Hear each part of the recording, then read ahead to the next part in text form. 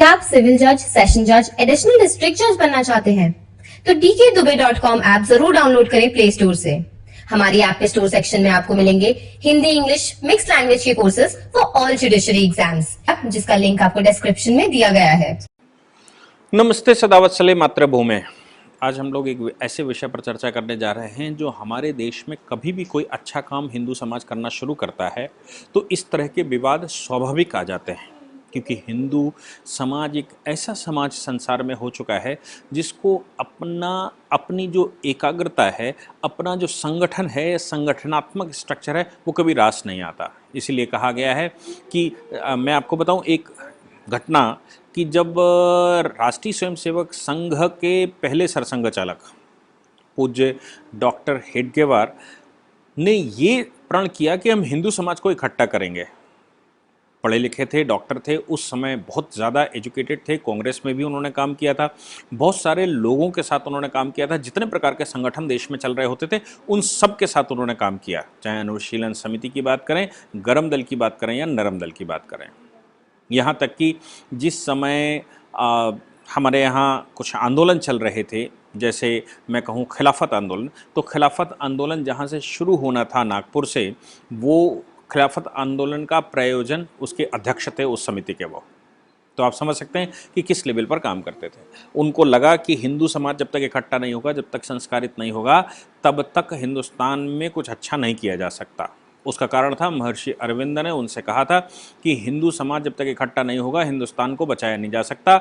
Islamic तुष्टीकरण अंग्रेज सरकार हो या स्वतंत्रता के बाद कोई बने, उस तुष्टीकरण का परिणाम निकलेगा कि हमारा देश बहुत बड़े संकट में जाने वाला है। ये बात है सन 1919 और 20 की। डॉक्टर हेडगेवार ने प्रयास करना शुरू किया, हिंदू समाज से, इन संगठनों से कहते कि हम सब हिंदू एक मंच पर आ जाएं, तो हर एक व्यक्ति उनको ये कहते हुए टालता कि ये तो संभव ही नहीं है। कुछ ने तो यहाँ तक कहा जब वो डॉक्टर साहब इकट्ठा कर रहे थे कि ये डॉक्टर हेडगेवार हैं, यानी कि ये गंवार व्यक्ति हैं, ये हिंदुओं को इकट्ठा करने चले हैं। हालांकि उन्होंने वो प्रयास करना सन 1925 से शुरू किया और आज राष्ट्रीय स्वयंसेवक संघ किस स्थिति में है हम जान रहे हैं। राष्ट्रीय स्वयंसेवक संघ को क्रिटिसाइज करने वाले वो लोग हैं जो संघ को जानते ही नहीं हैं। उनको वो हिंदू समाज जो एकदम लवरेज हो गया है इन परिस्थितियों की वजह से, वो ये एक्सपेक्ट करता है कि संघ कुछ करेगा, जबकि संघ का अपना एक नियम है, संघ कुछ है नहीं। संघ केवल शाखा लगाता है, लोगों का व्यक्तित्व निर्माण करता है। संघ कोई आंदोलन नहीं करता, संघ किसी प्रकार की राजनीतिक गतिविधियों में इन्वॉल्व नहीं होता, संघ किसी से मारपीट नहीं करता, संघ कोई काम नहीं करता। संघ सिर्फ शाखा में आए लोगों का निर्माण करता है, उनको भारतीय संस्कृति, संस्कार और भारत समझाता है और भारत के लिए किए गए बलिदान समझाता है और भारत के लिए आवश्यक बलिदानों को याद दिलाता है, पुनर्स्मृति करवाता है। तो आप समझ लीजिए कि जब भी देश में कुछ अच्छा काम करना शुरू करते हैं या कोई हिंदू संगठन संगठित करना शुरू करता है तो हिंदुओं का ये स्वभाव है कि हिंदू आपस में बिखरना शुरू हो जाते हैं। ये चीज़ इस समय उत्तर प्रदेश चुनाव से पहले दिख रही है। सन 2014 में हिंदू समाज इकट्ठा दिखाई दिया और हिंदू समाज भूल गया था कि उसके पास वो किसी जाति में था। नतीजा निकला था कि जातियों वाले संगठन, चाहे वो मायावती का संगठन हो, चाहे वो समाजवादी पार्टी का संगठन हो, चाहे वो सिखों के संगठन हो या फिर वो मराठों के संगठन हो, वो सब ये भूल गए थे कि हम जातियां हैं, हम हिंदू थे। इसलिए 2014 में एक नए तरह की हवा देश में चली और नरेंद्र मोदी जी के नेतृत्व में देश एकजुट दिखाई दिया। दोबारा 2017 में उत्तर प्रदेश का चुनाव हुआ और उत्तर प्रदेश में माननीय योगी आदित्यनाथ जी मुख्यमंत्री बने। उन्होंने वो साधु वेश में आए, वो संत हुए, उनकी कोई जाति नहीं है, वो जन्म जहाँ पर लिया है, जाति की तो बात छोड़ दीजिए, जिस परिवार में जन्म लिया उस परिवार से भी उनका कोई नाता नहीं। यहाँ तक कि वो उनके पिता की मृत्यु हुई तो फिर वो कह चुके थे कि मैं तो देश का और समाज का हो चुका हूँ। वो अपने पिता की मृत्यु पर भी नहीं गए। लोग उन पर हो सकता है कि जाति समीकरण का आरोप लगा देते हों, जो अपने पिता और परिवार को नहीं माना, जिसने समाज को ही अपना सब कुछ माना, उसको ये आरोप लगाना कि वो किसी एक पर्टिकुलर समाज का है। वो गेरुआ वेश में थे इसलिए वो संत हैं। अब सवाल यहाँ पैदा होता है कि हमारे प्रदेश में या हमारे देश में अब ये जो हिंदू समाज इकट्ठा हो गया, इनको तोड़ा कैसे जाए। इसके लिए विरोधियों ने योजनाएं बनानी शुरू की और उनकी योजनाएं अब चरितार्थ होती दिखाई दे रही हैं। विवाद आया कि दादरी विधानसभा उत्तर प्रदेश की, उसमें सम्राट मिहिर भोज की मूर्ति को लेकर, सम्राट मिहिर भोज की मूर्ति एक विधायक वहां के लगवाने जा रहे हैं और जो विधायक वहां अनावरण करवाना चाहते हैं माननीय योगी आदित्यनाथ जी से, चूंकि ऐसी सूचनाएं हैं कि 22-23 सितंबर को वो योगी आदित्यनाथ जी को बुलाकर उस मूर्ति का वहां आवरण करवाने वाले हैं। महाराजा हिंदू हृदय सम्राट महाराजा सम्राट मिहिर भोज, हमने सबने मिहिर भोज का नाम सुना ही होगा। अब यहाँ पर चूंकि जो विधायक हैं वहां से वो गुर्जर समाज से आते हैं, गुर्जर समाज से आने की वजह से वहां एक विवाद खड़ा हो गया। कुछ लोग जो अपने आप को क्षत्रिय कहते हैं, कुछ लोग जो अपने आप को ठाकुर कहते हैं, कुछ लोग जो अपने आप को राजपूत नहीं कहते, उन्होंने ये घोषणाएं कर दी कि एक गुर्जर समाज का व्यक्ति कैसे मिहिर भोज की मूर्ति लगवा सकता है और अगर गुर्जर लगवाएगा तो मिहिर भोज गुर्जर कहे जाएंगे और मिहिर भोज गुर्जर है नहीं। कुछ इतिहासकारों ने अलग अलग प्रकार के इतिहासकारों ने अलग अलग बातें कही। किसी ने कहा गुर्जर प्रतिहार वंश के थे, कुछ कहते हैं वो क्षत्रिय वंश के थे, कुछ कहते हैं वो राजपूत वंश के थे। आफ्टर ऑल ये जो बहुत सारे क्षत्रियों के गुट हो गए, उनके विषय में जो मैंने पढ़ा अभी तक वो यही पढ़ा कि हमारे जो पुराण हैं वो कहते हैं 4 प्रकार के वर्ण होते हैं। एक वर्ण क्षत्रिय जो समाज की रक्षा करता है, जो अपना लहू बहाता है, जो शासन सत्ता भी संभालता है और जो अपने लहू को अपने हाथ में लेकर घूमता है। दूसरा ब्राह्मण समाज, जो समाज को दिशा दिखाता है, उसको धन से लेना देना नहीं, उसको युद्ध का प्रकार और समाज में आने वाले खतरों के विषय में वो पूर्व आगाह करता है, समाज को तैयार करता है ताकि समाज में विघटन ना हो पाए। तीसरा समाज जो वैश्य समाज है, जिसकी जिम्मेवारी देश में धन की आपूर्ति करना, राजा को राज्य को धन की आपूर्ति करना और उसके लिए धन का इंतजाम करना और व्यापार करना। और चौथा समाज वो जो सर्विस सेक्टर है, ना ही वो ब्राह्मण समाज में आया, ना ही वो क्षत्रिय समाज में आया, ना ही वो वैश्य में आया। उसने अपनी धारणा बनाई कि इन तीनों में से जो हमसे सेवाएं लेगा हम उसकी सेवाएं करेंगे, उसको बैकहैंड देंगे, हम उसको उठाकर और बढ़ाएंगे, उस विषय पर काम करेंगे। वो चौथा समाज अपने आप को शूद्र समाज कहता है। अब ये 4 वर्ण हुए। इन चारों वर्णों में जो मैंने पढ़ा वो ये पढ़ा कि बहुत सारे ब्राह्मण ऋषि मुनि जो क्षत्रिय समाज के थे, राजा हुए, राजा की एज हो गई, एज के बाद वो जंगलों में चले गए, महर्षि कहलाए, ऋषि कहलाए। वो समाज जो अपने आप को शूद्र कहता है, यानी कि जब हम वाल्मीकि जी की बात करें तो वो अपने आप को शूद्र कहते हैं, लेकिन उनको जब ब्राह्मणत्व हासिल हुआ, यानी कि उन्होंने जब शिक्षा ली और उनको ज्ञान प्राप्त हुआ तो उनको महर्षि कहा गया। ब्राह्मण भी उनके सामने नतमस्तक हुआ, क्षत्रिय उनके सामने नतमस्तक हुआ। ऐसे बहुत सारे अनेकों सैकड़ों इलस्ट्रेशन हैं हमारे देश में, जिसमें एक जाति, एक वर्ण दूसरे वर्ण में कन्वर्ट होता दिखाई दिया, एक वर्ण दूसरे वर्ण में आकर्षित होता दिखाई दिया। ऐसे भी भारत में बहुत सारे इलस्ट्रेशन मिलेंगे जहां पर ब्राह्मणों का विवाह क्षत्रियों से, क्षत्रियों का विवाह शूद्रों से, शूद्रों का विवाह वैश्यों से होता दिखाई पड़ा।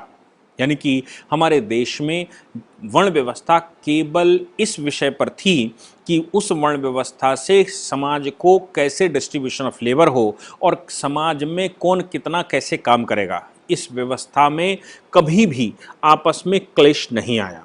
बाद में कालांतर में जब मुगलों या मुसलमानों ने भारत पर आक्रमण किए तो फिर इस व्यवस्था को उन्होंने भंग किया और भंग करने के बाद इस व्यवस्था में उन्होंने वंशानुगत इसको बनाया। वंशानुगत बनने के बाद इस व्यवस्था में उस का स्किल तो नहीं आया, वो ब्राह्मणत्व को तो धारण नहीं किया नई पीढ़ी ने, क्षत्रित्व तो धारण नहीं किया नई पीढ़ी ने, या वैश्यत्व तो धारण नहीं किया, और लेकिन वंश से उसने अपना वर्ण डिसाइड कर लिया। ये मुगलों की देन थी, बाद में अंग्रेजों ने इसको परिपूर्ण किया और उस पर लिटरेचर लिखवाकर हिंदू समाज को ये बताने की कोशिश की कि तुम्हारे यहाँ ये जो वर्ण हैं ये बड़े खतरनाक हैं। इन वर्णों के अंदर जातियाँ और उन जातियों के हिसाब से व्यवसाय और व्यवसायों के हिसाब से विवाह संबंध, ऐसी व्यवस्था भारत में हमेशा से रही है। अब इनमें मिहिर भोज की हम बात करते हैं तो मिहिर भोज, जिस समय मैं कहता हूं कि वो हिंदू हृदय सम्राट हैं, तो उसमें क्या बुरा है? क्या गुर्जर हिंदू नहीं है? क्या राजपूत हिंदू नहीं है? क्या क्षत्रिय हिंदू नहीं है? और मैं समझता हूं जो भी समाज की रक्षा करने के लिए आया वो सब अपने आप को क्षत्रिय कहना चाहिए, भले ही वो ब्राह्मण समाज में जन्म क्यों ना लिया हो, भले ही उसने वैश्य समाज में जन्म क्यों ना लिया हो, भले ही उसने शूद्र समाज में जन्म क्यों ना लिया हो। जैसे आज की तारीख में मिलिट्री है, यानी कि फोर्सेस हैं, फोर्स में किसी भी जाति संप्रदाय का व्यक्ति गया हो वो अपने आप को क्षत्रिय कह सकता है, उसको क्षत्रिय कहना चाहिए। उसी प्रकार से यूनिवर्सिटियों के प्रोफेसर्स, टीचर्स, लेक्चरर्स, इनको सबको अपने आप को ब्राह्मण कहना चाहिए, यानी कि वो समाज को दिशा दिखाने का काम करते हैं। अगर वो जाति से पीड़ित हो गए तो वो समाज को दिशा क्या दिखाएंगे? अगर कोई प्रोफेसर जो दलित जाति से आता है और यूनिवर्सिटी में घुसने के बाद भी वो दलित बना रहता है तो उसको फिर पढ़ाने का अधिकार नहीं है। यानी कि जो व्यापार में उतर गया वो व्यापारी हो गया, और व्यापारी का मतलब बनिया हो गया, बनिया मतलब वैश्य हो गया। और जिसके पास कोई काम नहीं मिला, जिसने नौकरियां की, जो दूसरे का फॉलोवर हो गया, वो सिर्फ और सिर्फ शूद्र हो गया। जैसे मैं कहूं कि हिंदुस्तान में सरकारी नौकरी करने वाले लोग, मैं क्षत्रियों की बात उसमें निकाल दीजिए, बाकी सरकारी नौकरी करने वाले लोग जिनको आप बाबू, क्लर्क या पेशकार ये कहते हैं, ये इनके पास अपने पास से देने के लिए ना तो ब्राह्मणत्व है, ना ही क्षत्रित्व है, ना ही वैश्यत्व है, लेकिन ये एक अच्छे फॉलोवर हैं, इसलिए ये शूद्र हो गए। और हमारे देश में आज शूद्र बनने के लिए हर एक व्यक्ति परेशान है। मैं उन जातियों की व्यवस्था की बात नहीं कर रहा हूं जो मुगलों ने हमको दी, लेकिन मिहिर भोज पर यह युद्ध होना, मिहिर भोज पर इस प्रकार का आपस में कन्फ्लिक्ट होना कि वो ये नहीं वो थे, ये दर्शाता है कि अब हिंदू समाज जो एकजुट दिखाई दे रहा है। योगी आदित्यनाथ जी के नेतृत्व में उत्तर प्रदेश में चुनाव होने जा रहा है और योगी जी अब किसी जाति पंथ के नहीं रहे, योगी जी अब साधु हो गए, योगी जी अब महर्षि हो गए, और महर्षियों के नेतृत्व में कोई जाति बिरादरी की बात नहीं आती। लेकिन लोगों के अंदर लोगों को ये दिखाई दे जाता है। और अभी तो कम्युनिस्टों की ये फिलॉसफी है, जैसे कम्युनिस्टों ने रावण की पूजा करनी शुरू करवा दी। ब्राह्मणों से, कुछ तथाकथित ब्राह्मणों से कहा कि रावण ब्राह्मण था और राम क्षत्रिय थे, क्षत्रिय ने रावण मारा और फिर भी तुम राम की आराधना करते हो। ये सब देश में होना शुरू हो गया। महिषासुर मर्दांगनी, महिषासुर को आदिवासी बता दिया और माता दुर्गा को उच्च जाति का बता दिया और कहा कि उच्च जाति ने एक एसटी को मार दिया। ऐसे ही हमारे यहाँ ये कहना शुरू हो गया कि भगवान राम ने बाली को मार दिया, बाली एक एसटी था इसलिए मार दिया।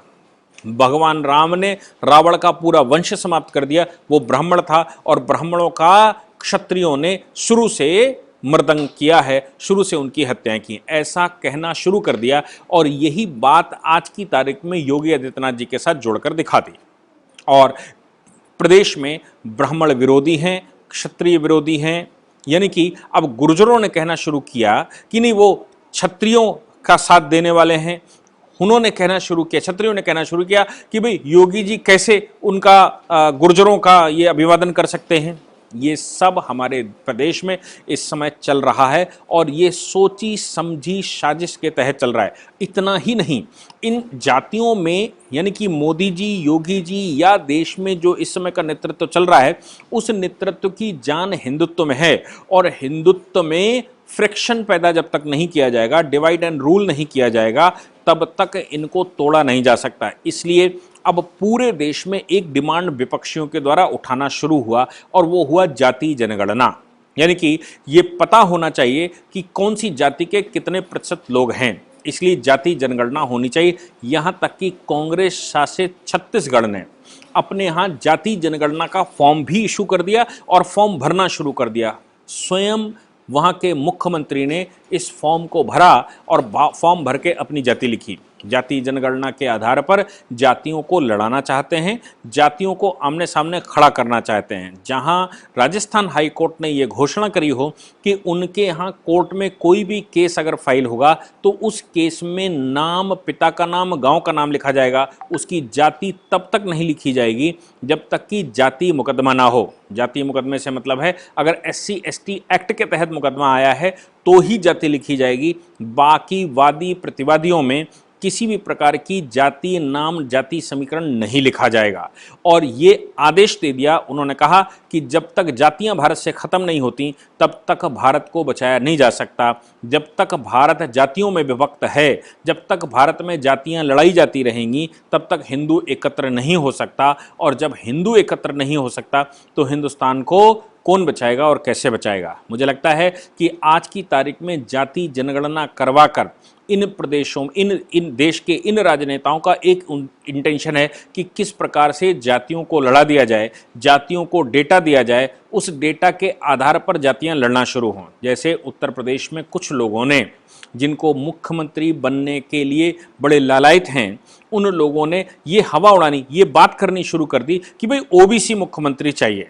किसी ने कहा कि हमें दलित मुख्यमंत्री चाहिए, कोई कहता है हमें ब्राह्मण मुख्यमंत्री चाहिए। यानी कि जातियों को आपस में लड़ाकर, जबकि उत्तर प्रदेश में तो इस प्रकार की लड़ाई इसलिए नहीं होनी चाहिए क्योंकि माननीय योगी आदित्यनाथ जी की कोई जाति है ही नहीं। वो एक संत हैं और संत की कोई जाति नहीं होती। संत केवल हिंदू होता है और हिंदुओं के संरक्षण, हिंदुओं की रक्षा करने के लिए काम करता है। लेकिन इन लोगों को लड़ाने के लिए, ये हम लोगों को लड़ाने के लिए ये देश में फुलटास राजनीति चल रही है। डॉक्टर अंबेडकर भी ये कहा करते थे कि अगर जातियां खत्म करनी हैं तो जातियों के नाम से रिजर्वेशन नहीं दिया जाना चाहिए, रिजर्वेशन का एक क्राइटेरिया होना चाहिए। इसीलिए उन्होंने एक बॉक्स बनाया जिसको शेड्यूल्ड कास्ट कहा। किसी जाति को उसमें डालने के बजाय शेड्यूल्ड कास्ट यानी कि अनुसूचित, जिनको अनुसूचित कह दिया गया है, वो जातियां जो उस कैटेगरी में आएंगी वो अनुसूचित जातियां कहलाएंगी। जब उस कैटेगरी में नहीं आएंगी एज पर फार्मूला तो वो अनुसूचित जातियां नहीं कहलाएंगी। लेकिन फार्मूले में आती हैं तो कभी वो अनुसूचित हो जाएंगी, कभी वो OBC हो जाएंगी और कभी वो बाहर हो जाएंगी, वो जनरल भी हो सकती हैं। अगर जो क्राइटेरिया SC/ST कमीशन ने या OBC कमीशन ने तय किया है उस क्राइटेरिया में कोई जाति आती है तो डॉक्टर अंबेडकर जातियों के विरुद्ध थे और वो कहते थे कि जातियां हमारे देश के सबसे बड़ी दुश्मन है और जातियों को हम कॉन्स्टिट्यूशन में अलग स्थान नहीं दे सकते, हम रिप्रेजेंटेशन दे सकते हैं। इसीलिए उन्होंने जाति आधार पर रिजर्वेशन का विरोध किया था। पंडित नेहरू ने पहले संविधान संशोधन, जब डॉक्टर अंबेडकर लॉ मिनिस्टर नहीं रहे तो पहले संविधान संशोधन के द्वारा आर्टिकल 15(4) और आर्टिकल 16(4) जोड़ा था, जिनमें जाति रिजर्वेशन की बात कही गई थी। आप सोच सकते हैं कि उस समय महापुरुषों ने क्या सोचा होगा। लेकिन हमारे यहाँ जाति जनगणना, जाति व्यवस्था, जाति का गौरव, आज भी अगर योगी आदित्यनाथ जी का जन्म किसी क्षत्रिय समाज में हुआ है तो उत्तर प्रदेश के अंदर क्षत्रिय समाज ने ये घोषणा करनी शुरू कर दी कि मुख्यमंत्री हमारा है, हम सत्ता में हैं। जबकि ये सरासर निरर्थक है, इसका कोई औचित्य नहीं बनता क्योंकि योगी जी अपने परिवार के साथ जब नहीं बैठे हों, अपने पिता की मृत्यु पर नहीं गए हों तो वो जाति के साथ कैसे बंध सकते हैं, ये सोचने का और विचरणीय बात है। लेकिन उत्तर प्रदेश के अंदर ये चल रहा है और जब तक इनको, विपक्षियों को समझ में आता है कि जब तक जातियों का समीकरण तोड़ा नहीं जाएगा, जब तक जाति समीकरण इकट्ठे नहीं किए जाएंगे, जब तक जाति जनगणना के आधार पर इनको लड़ाया नहीं जाएगा, जातियों के आधार पर भेदभाव नहीं किया जाएगा, जातियों के आधार पर लड़ाई नहीं करवाई जाएगी, तब तक हिंदुस्तान के अंदर अब जो नेतृत्व है इस नेतृत्व को तोड़ा नहीं जा सकता क्योंकि ये नेतृत्व हिंदुओं का नेतृत्व है, ना कि किसी जाति का नेतृत्व। जैसे भारत के यशस्वी प्रधानमंत्री माननीय मोदी जी उत्तर प्रदेश के अंदर दलित जाति से के काउंट होते हैं, लेकिन वो गुजरात में OBC काउंट होते हैं और भारतीय जनता पार्टी ब्राह्मणों की पार्टी कही जाती है या सवर्णों की पार्टी कही जाती है। शुरू से ये टैग लगाकर उनको हराया गया, लेकिन अब उसी क्षत्रियों की पार्टी या सवर्णों की पार्टी ने दलित राष्ट्रपति बना दिया और एक दलित या ओबीसी प्रधानमंत्री बना दिया। उस पर प्रश्न खत्म हो रहे हैं, लेकिन अब जाति जनगणना के आधार पर, इन मूर्तियों के आधार पर कौन सा मेरा वाला पूर्वज है और मेरा पूर्वज मेरे टैग से हटा रहे हो, आप उसको साथ लिए जा रहे हो और आप भेदभाव कर रहे हो, आप लड़ाई कर, मतलब आप ऐसा कैसे कर सकते हो। इस आधार पर जातियां आपस में सामने खड़ी हों, इनके बीच में लड़ाइयां हों, इसका पूरा प्रयास अब हमारे देश में किया जा रहा है। मुझे लगता है कि हमें अब सोचना पड़ेगा कि इस प्रकार की जाति भेदभाव करने वाला कोई भी व्यक्ति, चाहे वो बहुजन समाज पार्टी उत्तर प्रदेश में जब कहती है कि ब्राह्मणों एक हो जाओ, हमारे साथ आ जाओ, तुम्हारे साथ अत्याचार योगी जी कर रहे हैं, छत्री कर रहे हैं। आपको याद होगा कि 2014 के चुनाव में बाबा रामदेव को रामदेव यादव भी कहने वाली यही बसपा थी, जबकि रामदेव एक सन्यासी हो चुके हैं। इस प्रकार के कमियां व्यक्तियों में हो सकती हैं, व्यक्तियों के अंदर कुछ खूबियां, कुछ और भी हो सकता है, लेकिन जाति आधार पर उनको तोड़ने का प्रयास मुझे नहीं लगता कि आज की तारीख में अभी सफल हो सकता है। हिंदुओं को ये सोचना पड़ेगा कि हम हिंदू बचे हैं, हमारी जातियां केवल विवाह संबंधों के लिए हैं, बाकी जातियों का कोई इस्तेमाल नहीं है। और यहाँ तक कि अगर हिंदुओं को एक होना है तो ये जाति संबंध भी तोड़ने पड़ेंगे और इंटरकास्ट मैरिज को बढ़ावा देना पड़ेगा, ताकि जातियां समाप्त हो जाएं और हम सब हिंदू हो जाएं। जिस दिन आप सभी हिंदू हो जाएंगे, उस दिन डॉक्टर हेडगेवार ने जो 1925 में सोचा था, पूज्य डॉक्टर साहब के सपने को हम साकार कर पाएंगे और हिंदू एकत्रित हो जाएगा। अभी 3% हिंदू इकट्ठा नहीं है। जैसा पूज्य डॉक्टर साहब कहा करते थे, उन्होंने अपनी वसीयत में लिखा था कि 3% हिंदू जिस दिन इकट्ठा हो जाएगा, उस दिन हिंदुस्तान में समझना कि कोई नया काम होने, कोई अच्छा काम होने जा रहा है। तो इसका मतलब ये हो गया कि अभी भी 3% हिंदू इकट्ठा नहीं हो पाया है और 30%, 40%, 50%, 70% हिंदू को इकट्ठा करना बहुत बड़ा काम है। क्यों? क्योंकि जातियों के समीकरण हमको दिखाई दे रहे हैं और जातियों के आधार पर भेदभाव भी हमको साफ स्पष्ट नजर आ रहा है। जब हिंदू समाज एक होकर 2014 से चल रहा है, तो अब जाति आधार पर भेदभाव, जाति आधार पर लड़ाई, जाति आधार पर जनगणना, जाति आधार पर रिजर्वेशन, जाति आधार पर नौकरियां और जाति आधार पर जमीनें, जाति आधार पर मुकदमे, जाति आधार पर सरकारें बनाने की प्रक्रिया फिर शुरू हो गई है, जिसको हमको मिटाना होगा और हम सभी को हिंदू होना पड़ेगा। मुझे लगता है कि जिस दिन हम सब हिंदू हो जाएंगे, उस दिन हिंदुस्तान स्वतः प्रोटेक्ट हो जाएगा। हिंदुस्तान को खतरा विदेशी आक्रांताओं, दुश्मनों से कम और उनकी सक्रियता से कम, हमारी निष्क्रियता से ज़्यादा है और हमारे आपस के भेदभावों से ज़्यादा है। इसलिए इन जातियों को अब तोड़ना ही एक सलूशन है, नहीं तो जातियों में रहने लायक भी नहीं बचेंगे। और जो अपने आप को परिधर्मी विदेशी देवी देवताओं की पूजा करने वाले लोग, जिन्होंने जलीदार टोपी पहन ली, उन लोगों से लड़ना मुश्किल हो जाएगा और किसी न किसी दिन देश गर्त में जाता दिखाई देगा। मुझे लगता है कि मैं जो कहना चाहता था वो मैंने कहा, आपने मुझे सुना, उसके लिए बहुत बहुत धन्यवाद। जय हिंद, जय भारत, वंदे मातरम। क्या आप सिविल जज, सेशन जज, एडिशनल डिस्ट्रिक्ट जज बनना चाहते हैं? तो dkdubey.com ऐप जरूर डाउनलोड करें प्ले स्टोर से। हमारी ऐप पे स्टोर सेक्शन में आपको मिलेंगे हिंदी, इंग्लिश, मिक्स लैंग्वेज के courses for all judiciary exams. App पे डिफरेंट मॉड्यूल कोर्सेज भी अवेलेबल हैं which will help you reach your goal. In courses की बाकी डिटेल्स एंड ऑफर्स डिटेल में जानने के लिए अभी डाउनलोड करें हमारा ऐप, जिसका लिंक आपको डिस्क्रिप्शन में दिया गया है। Don't wait, download now.